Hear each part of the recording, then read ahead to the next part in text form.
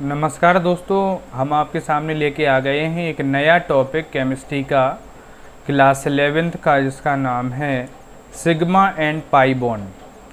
तो इस लेक्चर को देखने से पहले अगर आपने हमारे प्रीवियस वीडियो नहीं देखे हैं तो ये थोड़ा सा आपको टफ लगेगा, और इसे समझने के लिए, अच्छे से समझने के लिए प्रीवियस वीडियो ज़रूर देख लें, और VBT थ्योरी जो है उसको ज़रूर से देख लें आप।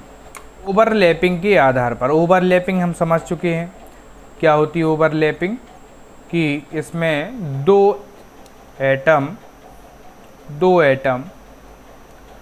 आपस में ओवरलैप या अतिव्यापन कर लेते हैं। तो एक एटम, ये जैसे हाइड्रोजन का एटम हमने देखा था, हाइड्रोजन का न्यूक्लियस से समझेंगे, और यहाँ पर एक दूसरा हाइड्रोजन है यानी H2 बॉन्डिंग में हमने इसको देखा था।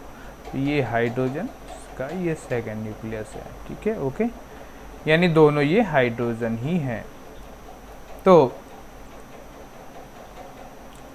यहाँ हाइड्रोजन एक दूसरे, इसके पास अनपेयर्ड एक 1 इलेक्ट्रॉन है, इसके पास भी अनपेयर्ड 1 इलेक्ट्रॉन है, तो इसका जो न्यूक्लियस है वो इसके इलेक्ट्रॉन को अपनी ओर अट्रैक्ट करता है, ये बात, और इसका ये वाला न्यूक्लियस है, ये वाले इलेक्ट्रॉन को अपनी ओर अट्रैक्ट करता है। क्यों? क्योंकि ये अनपेयर्ड है।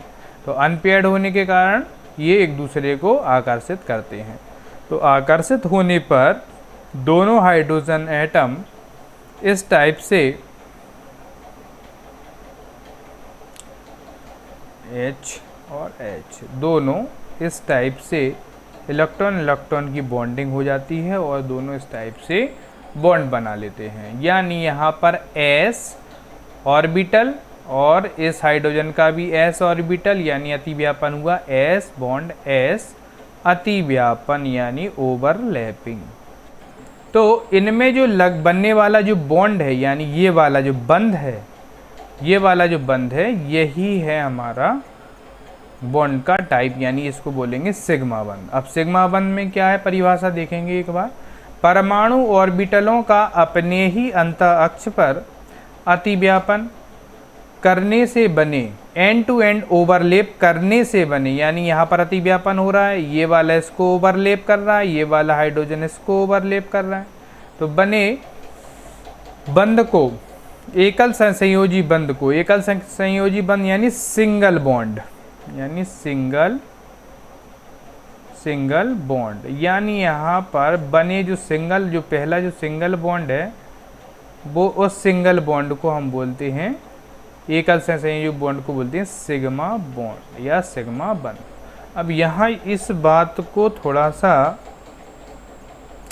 ध्यान रखेंगे कि सिंगल बॉन्ड जो है, एकल संयोजी बंध बने, तो इसको सही तरीके से देखेंगे तो पहले बने हुए बंध को हम बोलेंगे सिग्मा बंध। इसे ग्रीक अक्षर सिग्मा से प्रदर्शित करते हैं। आगे और देखेंगे, सिग्मा बंध में आवेश दो नाभिकों के बीच संरक्षित रहता है या संचित रहता है, यानी दो नाभिक, यानी ये तो हो गया हाइड्रोजन का, ये तो हाइड्रोजन का नाभिक, यानी ये वाला इस एटम का है, ये दूसरे हाइड्रोजन का है, इनमें ही संचित रहता है।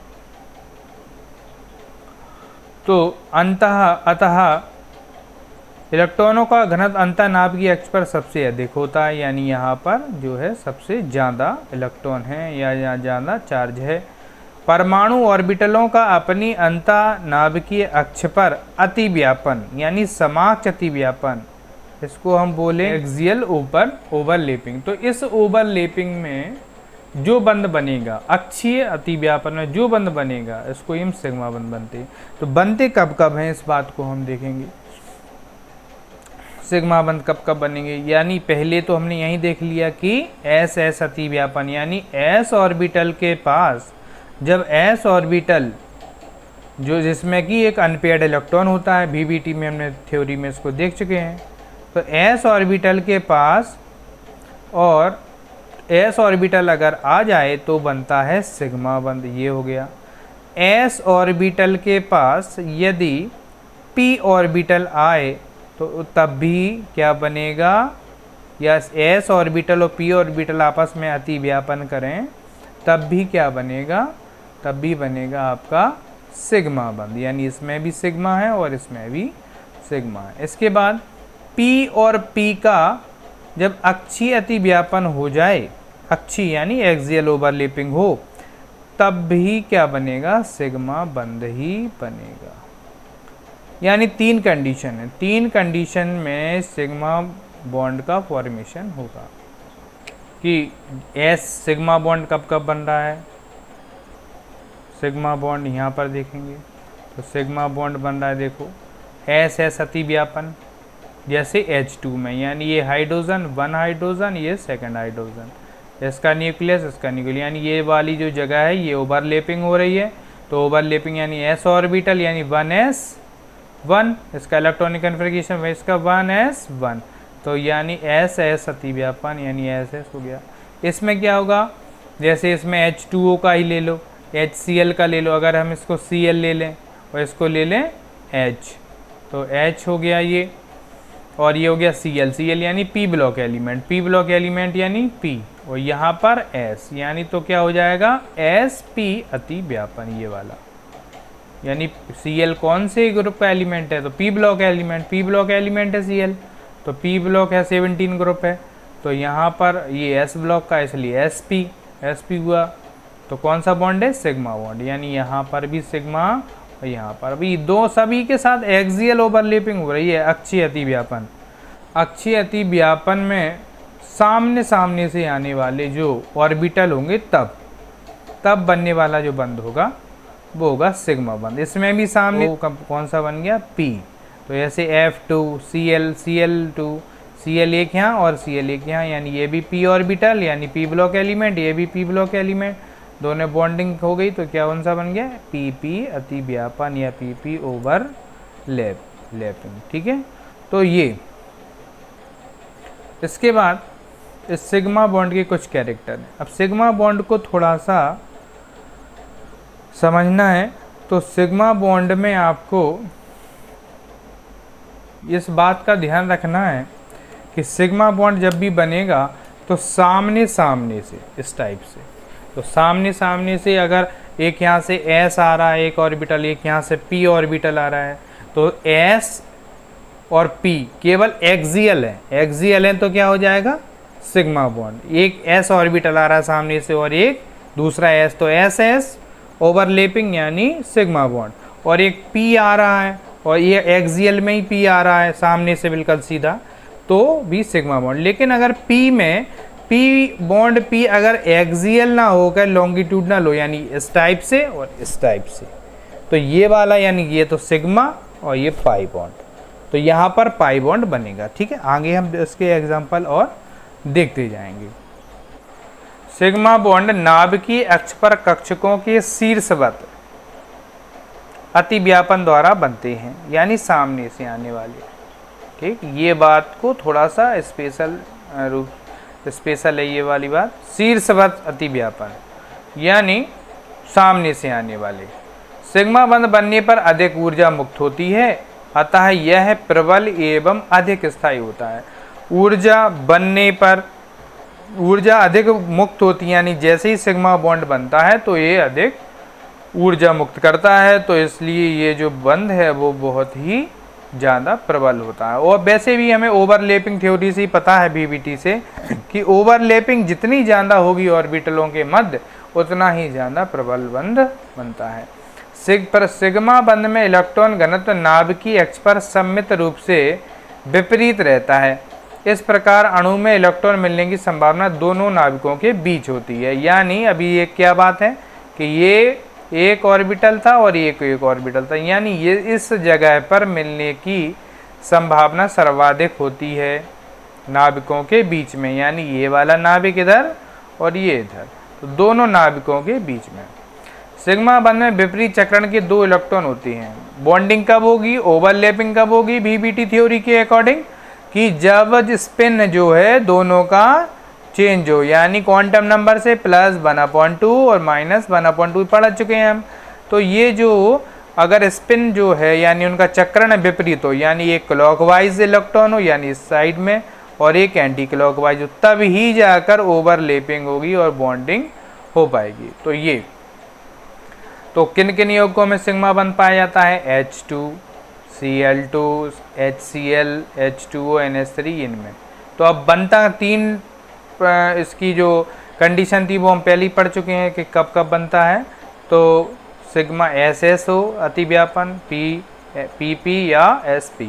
ओके, तो ये सब चीज़ें। अब हम आएंगे पाई बंध की ओर। परमाणु ऑर्बिटलों का अपनी अंतः कक्ष के लंबवत अतिव्यापन। अब वहां पर क्या था? अक्षीय अतिव्यापन था, और यहाँ पर क्या है? लंबवत है। करने से बने एकल सहसंयोजी बंध। यानी यहाँ पर देखो, अब ये सी लंबवत को यहाँ पर क्या है? पार्श्वीय अतिव्यापन, यानी लेटरल साइड में बने परमाणु ऑर्बिटलों के पार्श्वीय अतिव्यापन। वो सामने सामने से आ रहे थे, यानी ये उसमें क्या था?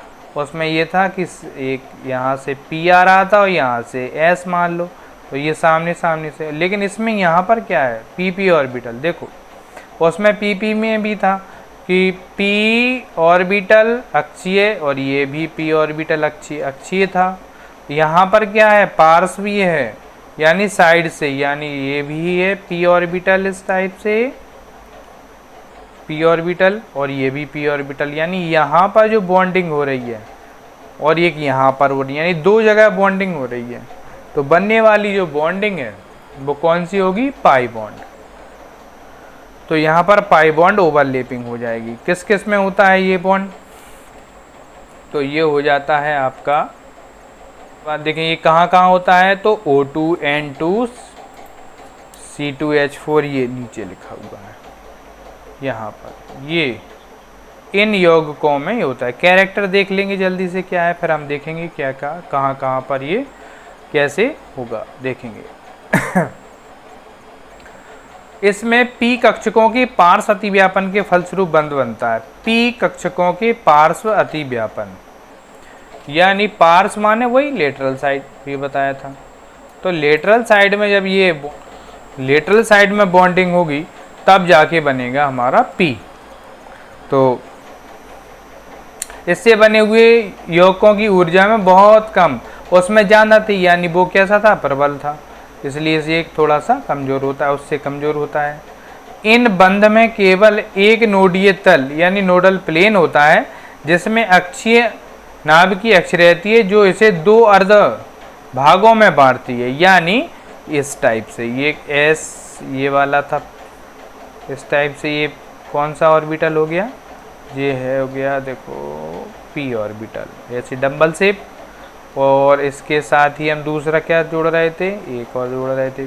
तो इनमें ये वाली लाइन जो होती है वो इन्हें 2 भागों में डिवाइड कर देती है। पाई बंध में अंतःनाभ की अक्ष पर इलेक्ट्रॉन का घनत्व 0 होता है। अंतःनाभ की अक्ष पर यानी यहाँ पर, यानी सेंट्रल में 0 होता है। पाई बंध उसी अवस्था में बनता है जब 2 परमाणु में पहले से एकल बंध हो। इस बात को जरा ध्यान से गौर करना है कि कब बनता है? जब पहले से बॉन्डिंग हो, उसमें पहले से, यानी सिंगल बॉन्ड पहले ही हो, और सिंगल बॉन्ड में हो तो उसको हम क्या बोलते हैं? सिग्मा बंध। ओके, दोनों नाभिकों के बीच बंध अक्ष पर इलेक्ट्रॉनों से मिलने की प्रायिकता बहुत कम होती है। नाभिकों के बीच यानी बंध अक्ष पर दोनों के जो नाभिक हैं, कोई भी, जैसे हम कह दें O2 या Cl2, O2 कह दें, चलो O2, तो O2 का स्ट्रक्चर कैसा होगा? O बॉन्ड होगा कि नहीं? O डबल बॉन्ड हो। तो यहाँ पर ये P ब्लॉक एलिमेंट है और ये भी P ब्लॉक एलिमेंट है। तो दोनों में किस प्रकार का हो रहा है बॉन्डिंग? कैसी हो रही है? अक्षीय, यानी ये भी P ऑर्बिटल और ये भी P ऑर्बिटल। तो दोनों जब मिल जाएंगे तो क्या बनेंगे? दोनों बन जाएंगे इस टाइप से। तो ये वाली जो बॉन्डिंग हो जाएगी यहाँ पर, इसको ही बोलेंगे हम पाई बॉन्डिंग। तो देखेंगे सिग्मा बंध, पाई बंध कमजोर तथा सिग्मा बंध शक्तिशाली होता है। इस कारण पाई बंध की क्रियाशीलता अधिक होती है। पाई बंध ज़्यादा से ज़्यादा क्रियाशील होता है किससे? सिग्मा बंध से, क्योंकि सिग्मा बंध टूटने में बहुत ज़्यादा एनर्जी खत्म हो गई। अब हम कुछ एक्सरसाइज करेंगे, उससे हमें और क्लियर हो जाएगा कि सिग्मा और पाई बंध है क्या। किस चिड़िया का नाम है वही सिग्मा और पाई बंध। तो एग्जाम्पल में देखेंगे, सबसे पहले हम देखेंगे सिग्मा बंध में। तो सिग्मा बंध में एग्जाम्पल देखेंगे क्या क्या है।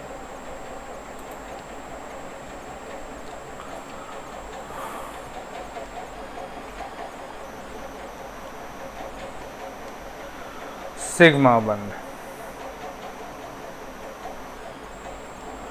सिग्मा बंध। तो पहला एग्जाम्पल जैसे है इसमें H2O या H2 पहले देख लेंगे। H2 यानी H2 को हमें लिखना है तो कैसे लिखेंगे, H बॉन्ड H, यानी पहला जो बंध होता है, यानी यहाँ पर जो सिंगल बॉन्ड है तो यहाँ पर कौन सा बॉन्ड है, ये सिग्मा बंध, सिग्मा बंध।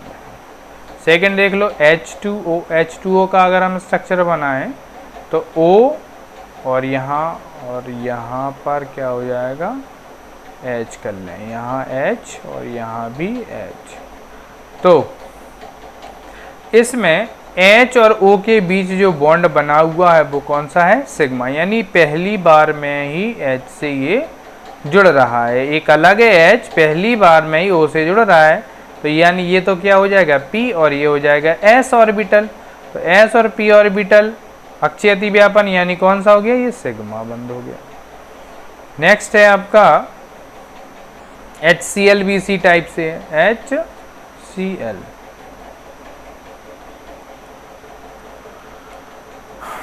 HCl, तो HCl में Cl यानी P ब्लॉक एलिमेंट और यहाँ पर H, तो ये S ब्लॉक, S और P, क्लियर। तो ये हो जाएगा आपका, ठीक है, Cl2 यानी ये भी आपका सिग्मा बंध है। और इस टाइप से सिंगल बॉन्ड सिग्मा बंध। अब सिंगल बॉन्ड सिग्मा बंध तो है, लेकिन यहाँ एक प्रॉब्लम ये आएगी जब हम पाई बॉन्ड को पढ़ेंगे। तो पाई बॉन्ड में हम देखें,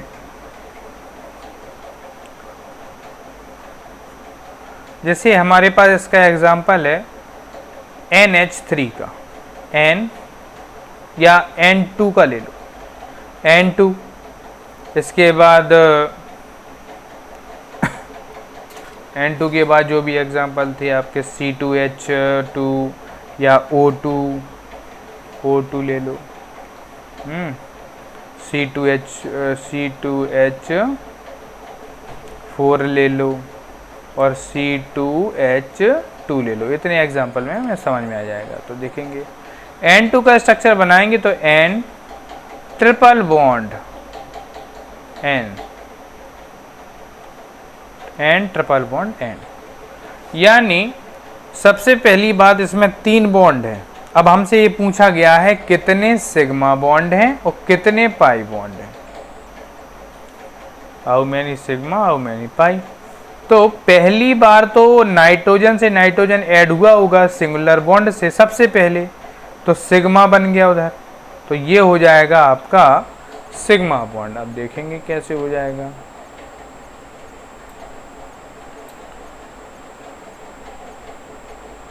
यानी यहाँ की अगर हम बात करें, पहले नाइट्रोजन से नाइट्रोजन ऐड हुआ होगा, तो नाइट्रोजन से नाइट्रोजन ऐड हुआ है तो यहाँ कौन सा बंध बनेगा, पहले सिग्मा बंध, यानी कौन सा बंध है, यहाँ सिग्मा बंध कंप्लीट हो गया, ये सिग्मा बंध। अच्छा, इसके बाद सेकेंड टाइम में जो भी बॉन्ड बनता है वो कौन सा बॉन्ड होता है, पाई बॉन्ड। कौन सा है, पाई बॉन्ड, और ये भी हमारा पाई बॉन्ड हो गया। तो टोटल सिग्मा कितने हो गए, तो टोटल सिग्मा हुआ 1 और पाई बॉन्ड कितने हुए हमारे 2, तो टोटल कितने 2 + 1 यानी इक्वल 3 बॉन्ड, और 3 बॉन्ड ही है हमारे। ये बात क्लियर हो गई। यहाँ पर इसी टाइप से हम देखेंगे ऑक्सीजन में, ऑक्सीजन का टाइप, ये ऑक्सीजन एक और यहाँ भी एक ऑक्सीजन है। तो ऑक्सीजन ऑक्सीजन से किस टाइप से जुड़ा है, डबल बॉन्ड से। तो ये जो डबल बॉन्ड से जुड़ा है तो पहली बार तो सिंगुलर होना ही चाहिए, पहले हमने थ्योरी में पढ़ चुका है। तो कोई ना कोई ऐसा बॉन्ड होगा सबसे पहले जुड़ा हुआ होगा, हम किसी को भी मान सकते हैं। तो ये जो बॉन्ड है ऑक्सीजन से ऑक्सीजन, ये कौन सा बॉन्ड होगा, ये होगा आपका सिग्मा।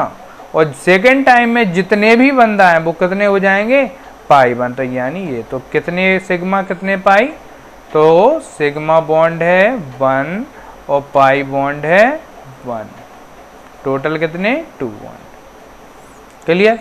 तो इस टाइप से और भी हम एग्जाम्पल करते जाएंगे और इसको समझते जाएंगे।